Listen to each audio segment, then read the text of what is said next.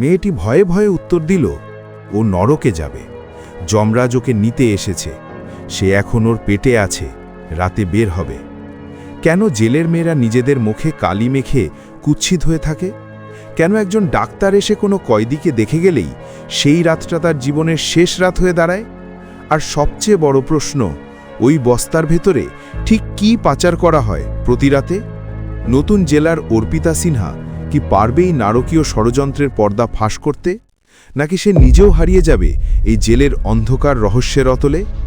এই রুদ্ধশ্বাস গল্পটা যদি আপনার গায়ে কাঁটা দিয়ে থাকে, তাহলে এক মুহূর্তও দেরি না করে ভিডিওটা লাইক করুন, আপনার বন্ধুদের সাথে শেয়ার করুন, আর এই ধরনের আরও রহস্য রোমাঞ্চে ভরা গল্পের জন্য এখনই আমাদের চ্যানেলটি সাবস্ক্রাইব করে বেল আইকনটা প্রেস করে দিন।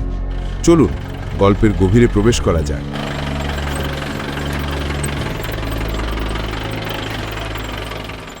পশ্চিমবঙ্গের সীমানা ঘেঁষা এক প্রত্যন্ত অঞ্চল, লোকালয় থেকে বহু দূরে। চারদিকে দিগন্ত বিস্তৃত ঘন জঙ্গল, দিনের বেলাতেও যেখানে সূর্যের আলো পৌঁছাতে ভয় পায়। বুনো জানোয়ারের গর্জন আর ঝিঝি পোকার একটানা শব্দ মিলেমিশে এক আদিম রহস্যময় পরিবেশ তৈরি করে রেখেছে। এই জঙ্গলের ঠিক মাঝখানে যেন এক দৈত্যের মতো বুক চিতিয়ে দাঁড়িয়ে আছে মহিলা সেন্টার জেল। উঁচু পাথরের দেওয়াল, কাঁটা তারের বেড়া আর পর্যবেক্ষণ টাওয়ারগুলো জেলটিকে দুর্গের চেহারা দিয়েছে। বাইরে থেকে দেখলে মনে হয় যেন সভ্য জগৎ থেকে বিচ্ছিন্ন এক আলাদা পৃথিবী। এখানকার বাসিন্দা সব মহিলা আসামি, যাদের জীবনের গল্পগুলো জেলের দেওয়ালের মতোই ধূসর এবং কঠিন। অর্পিতা সিনহা একজন তরুণ এবং আদর্শবান অফিসার। চাকরিতে বদলি হয়ে নতুন জেলার হিসেবে এখানে পা রাখল। শহরের কোলাহল আর ব্যস্ততা থেকে একেবারে ভিন্ন এই পরিবেশটা তার কাছে নতুন। জেলের বিশাল লোহার গেটটা যখন ক্যাচ ক্যাচ শব্দ করে খুলল, অর্পিতার মনে এক অজানা শীতল স্রোত বয়ে গেল। সে জিপ থেকে নেমে চারদিকে তাকাল। পরিবেশটা যেন কেমন থমকে আছে, বাতাসটাও যেন ভারী। চারপাশের এই থমথমে ভাবটা তার আত্মবিশ্বাসে সামান্য হলেও চিড় ধরালো। নিয়ম অনুযায়ী তার প্রথম কাজ জেল সুপারিনটেন্ডেন্টের সঙ্গে দেখা করে নিজের যোগদানপত্র জমা দেওয়া। সে জেলের ভেতরের করিডোর ধরে এগিয়ে গেল। একজন বয়স্ক কনস্টেবলকে গম্ভীর মুখে দাঁড়িয়ে থাকতে দেখে তার কাছে গিয়ে জিজ্ঞেস করল, সুপারিনটেন্ডেন্ট সাহেবের অফিসটা কোন দিকে? কনস্টেবল তার দিকে এক পলক তাকিয়ে নির্লিপ্ত গলায় বলল, স্যার এখন নেই। অর্পিতা স্বাভাবিকভাবেই প্রশ্ন করল, কখন আসবেন, কিছু বলে গেছেন কি? এবার কনস্টেবলের মুখে এক অদ্ভুত রহস্যময় হাসি ফুটে উঠল। সে যেন মজা করার ছলে বলল, সেটা আমি কি করে বলি বলুন? স্যার কখন আসেন আর কখন যান সেটা বোধহয় স্যার নিজেও জানেন না। লোকটার উত্তর শুনে অর্পিতা বেশ অবাক হল।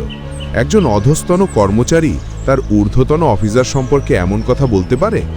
কনস্টেবলটি বোধহয় অর্পিতার মনের ভাব বুঝতে পেরেছিল, তাই সে নিজেই বলে উঠল, আপনি বরং আপনার কোয়ার্টারে গিয়ে বিশ্রাম করুন ম্যাডাম, আমি আপনার ডিউটির সব ব্যবস্থা করে দিচ্ছি। স্যার এলে আমিই খবর দিয়ে দেব, তখন রিপোর্ট করবেন।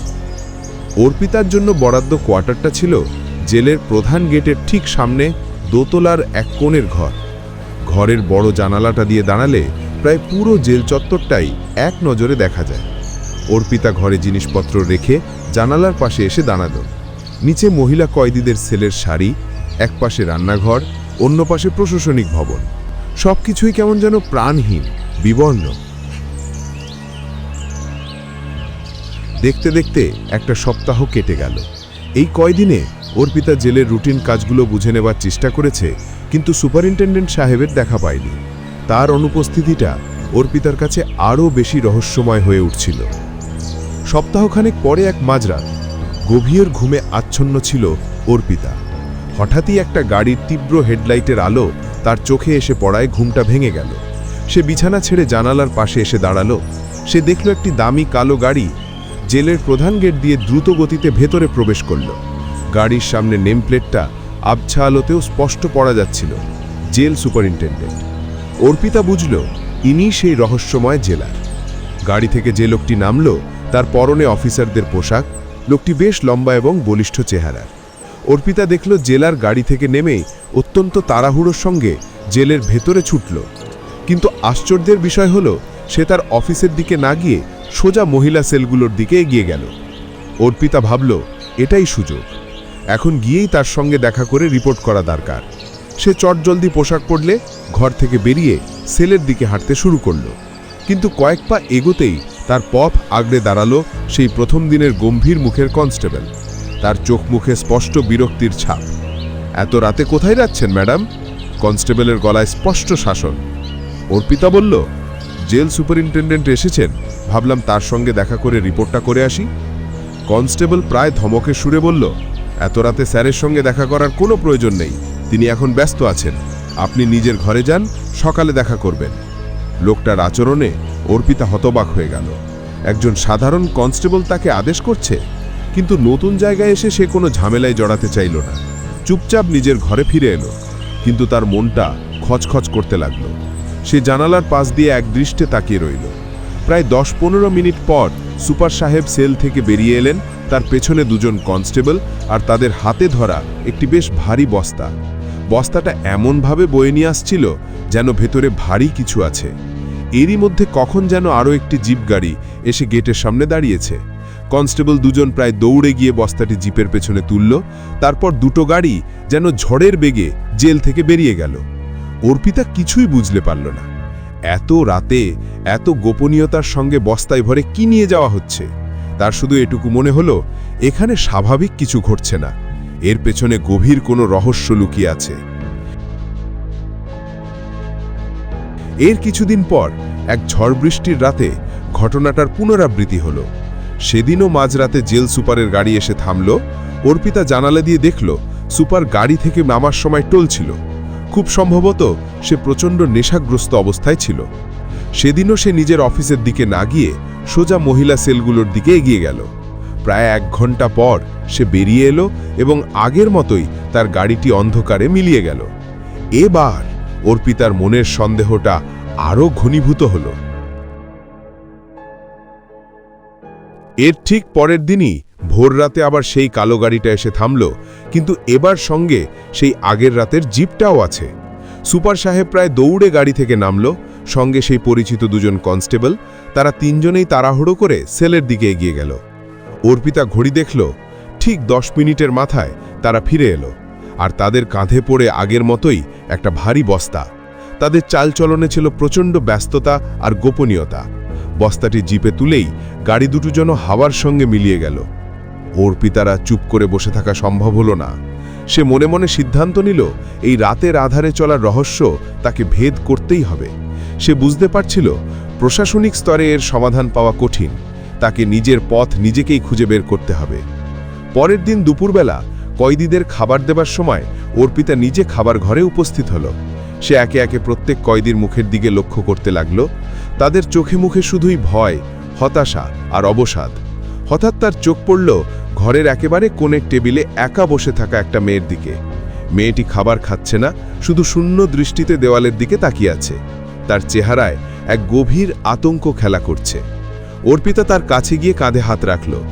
মেয়েটি চমকে উঠে তার দিকে তাকালো। অর্পিতা নরম গলায় জিজ্ঞেস করল, তুমি খাচ্ছ না কেন? শরীর খারাপ? মেয়েটি তার কোনো কথার উত্তর দিল না, শুধু মাথা নিচু করে নিল।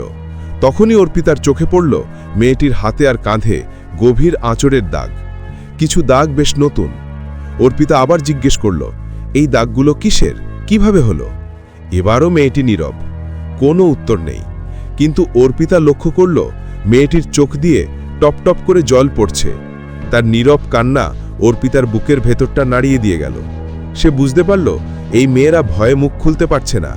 এদের ওপর এমন কি অত্যাচার চলছে যার প্রতিবাদ করার সাহসটুকুও এরা হারিয়ে ফেলেছে। অর্পিতা নিজের অফিসে ফিরে এসে অনেকক্ষণ ভাবল, এভাবে বাইরে থেকে কিছুই জানা যাবে না। এদের বিশ্বাস অর্জন করতে হলে এদেরই একজন হয়ে উঠতে হবে। তারপরই সে এক কঠিন এবং ঝুঁকিপূর্ণ সিদ্ধান্ত নিল। ছদ্মবেশে সে কয়েদিদের সঙ্গে মিশে যাবে। কথা মতোই কাজ। পরদিন অর্পিতা জেলের স্টোররুম থেকে একজন কয়েদির পুরনো পোশাক জোগাড় করল। তারপর সুযোগ বুঝে সাধারণ কয়েদিদের ভিড়েও মিশে গেল। তার বিশ্বস্ত একজন জুনিয়র অফিসারকে বাইরে থেকে সব লক্ষ্য রাখার নির্দেশ দিয়ে রাখল, যাতে জরুরি প্রয়োজনে সাহায্য পাওয়া যায়। রাতে সেলের ভেতরে এক অদ্ভুত দৃশ্য তার চোখে পড়ল। সেলের কিছু মেয়ে নিজেদের গায়ে ধুলোবালি মাখছে, কেউ কেউ কালি ঝুলি মেখে চেহারাটাকে আরও বিভৎস করে তুলছে। তাদের এই অদ্ভুত আচরণ দেখে অর্পিতা অবাক হল। সে তাদের মধ্যে থাকা একজন মাঝবয়সী মহিলার কাছে গিয়ে ফিসফিস করে জিজ্ঞেস করল, তোমরা এসব কি করছো? নিজেদের চেহারা এমন নোংরা করছো কেন? মহিলাটি প্রথমে অর্পিতার দিকে সন্দেহের চোখে তাকালো, তারপর আস্তে করে বলল, নতুন এসেছিস বুঝি? শোন, যদি এখানে শান্তিতে বাঁচতে চাস তাহলে যতটা পারবি নোংরা আর অপরিচ্ছন্ন হয়ে থাকবি, নিজেকে কুৎসিত করে রাখবি, তা না হলে জেলার সাহেবের বিছানায় ডাক পড়বে। কথাটা শুনে অর্পিতার শিরদাঁড়া দিয়ে একটা হিমশীতল স্রোত বয়ে গেল। তাহলে এই ব্যাপার, দিনের পর দিন এই অসহায় মেয়েদের ওপর এই জেলের ভিতরেই চলছে নারকীয় যৌন অত্যাচার। জেলার নিজের পৈশাচিক লালসা চরিতার্থ করার জন্য এদের ব্যবহার করে। কিন্তু একটা বিষয় তার কাছে তখনও পরিষ্কার হলো না, যদি শুধু যৌন অত্যাচারই হবে তাহলে রাতের বেলায় বস্তায় ভরে কি নিয়ে যাওয়া হতো? মাল বোঝাই জিপে কি চালান করা হয়? এই প্রশ্নের উত্তর তখনও অধরা। এর মধ্যেই হঠাৎ একদিন সে লক্ষ্য করল, সেলের একটি মেয়ে প্রচণ্ড অসুস্থ হয়ে পড়েছে। সে ব্যথায় কাতরাচ্ছে। কিছুক্ষণ পর তাকে দেখতে জেলের ডাক্তার এলেন, সঙ্গে সেই দুজন কনস্টেবল। অর্পিতা নিজেকে ভিড়ের পেছনে লুকিয়ে রেখেছিল। সে দূর থেকে দেখল ডাক্তার মেয়েটিকে পরীক্ষা করে কনস্টেবলদের দিকে তাকিয়ে ইশারায় কিছু একটা বললেন। তারপর তারা দ্রুত সেখান থেকে চলে গেল। ডাক্তারে চলে যাবার পর জেলের অন্য মেয়েদের মধ্যে চাপা গুঞ্জন শুরু হলো। আজ রাতে মেয়েটার পালা, বেচারি, ওর কপালে নরক লেখা ছিল। অর্পিতা দেখল যে মেয়েটিকে ডাক্তার দেখে গেছে সে যেন কোনো এক অজানা ভয় পাথর হয়ে গেছে। তার চোখ দিয়ে অনর্গল জল পড়ছে। অর্পিতা আর থাকতে পারল না। সে একজন কয়েদির কাছে গিয়ে জিজ্ঞেস করল, ও কোথায় যাবে? কি হয়েছে ওর? মেয়েটি ভয়ে ভয়ে উত্তর দিল, ও নরকে যাবে, যমরাজ ওকে নিতে এসেছে, সে এখন ওর পেটে আছে, রাতে বেরোবে। মেয়েটির কথাগুলো অর্পিতার কাছে ধাঁধার মতো লাগল। যমরাজ পেটে আছে, এর মানে কি? তার শরীর ভয়ে শিউরে উঠল। সেই রাতের আধার নামতেই জেল সুপার তার দলবল নিয়ে হাজির হল, সঙ্গে সেই দুজন কনস্টেবল। তারা সোজা সেই অসুস্থ মেয়েটির সেলের দিকে গেল। অর্পিতা সেলের দরজার একটা ছোট ফাঁক দিয়ে বাইরেটা দেখার চেষ্টা করল। সে দেখল কনস্টেবল দুজন মেয়েটির হাত ধরে প্রায় টেনে হিচড়ে তাকে সেল থেকে বের করে নিয়ে যাচ্ছে। মেয়েটি তখন প্রায় অচেতন। তারা মেয়েটিকে নিয়ে সেলের পেছনের বাথরুমের দিকে গেল। কিছুক্ষণ পর তারা দুজন ফিরে এলো, কিন্তু এবার তাদের সঙ্গে মেয়েটি নেই। তাদের কাঁধে সেই পরিচিত ভারী নিথর বস্তা। বস্তাটি নিয়ে তারা দ্রুত জেলের গেটের দিকে চলে গেল। এবার অর্পিতার আর কিছু বুঝতে বাকি রইল না। তার সমস্ত শরীর রাগে, ঘৃণায় ও আতঙ্কে কাঁপতে লাগল। সে বুঝতে পারল এই জেলে শুধু যৌন শোষণই চলে না, চলে ঠান্ডা মাথায় খুন। জেলার এবং তার সঙ্গীরা জেলের অসহায় মেয়েদের ওপর অত্যাচার করে, যার ফলে কোনো মেয়ে গর্ভবতী হয়ে পড়লে ডাক্তার এসে তা নিশ্চিত করে যায়। আর তারপর সেই রাতের আধারে মেয়েটিকে খুন করে তার লাশ বস্তাবন্দি করে জেল থেকে পাচার করে দেওয়া হয়, যাতে কোনো প্রমাণ না থাকে। পেটের যমরাজ বলতে কয়েদিরা গর্ভের সন্তানকেই বোঝাতে চেয়েছিল, যে সন্তান তাদের জন্য মৃত্যুর পরোয়ানা নিয়ে আসে। অর্পিতার চোখ দিয়ে আগুন ঝরছিল। সে তার ছদ্মবেশ ছেড়ে বেরিয়ে এলো। তার কাছে যা প্রমাণ ছিল তা নিয়ে সে গোপনে ঊর্ধ্বতন কর্তৃপক্ষের সঙ্গে যোগাযোগ করল। পরের দিন ভোরের আলো ফোটার আগেই এক বিশাল পুলিশ বাহিনী জেলটিকে ঘিরে ফেলল।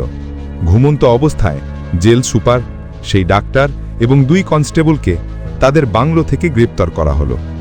প্রাথমিক তদন্তে জেলের পেছনের জঙ্গলে মাটি খুঁড়ে বেশ কয়েকটি মেয়ের কঙ্কাল উদ্ধার করা হলো। প্রমাণিত হলো অর্পিতার প্রতিটি অনুমান সত্যি। এই দুর্গের মতো জেলের ভিতরে বছরের পর বছর চলছিল শোষণ, অত্যাচার আর খুনের এক নারকীয় উৎসব। অর্পিতা সিনহা সেদিন জেলের গেটের সামনে দাঁড়িয়েছিল। তার চোখ মুখে ছিল একাধারে ক্লান্তি এবং তৃপ্তি।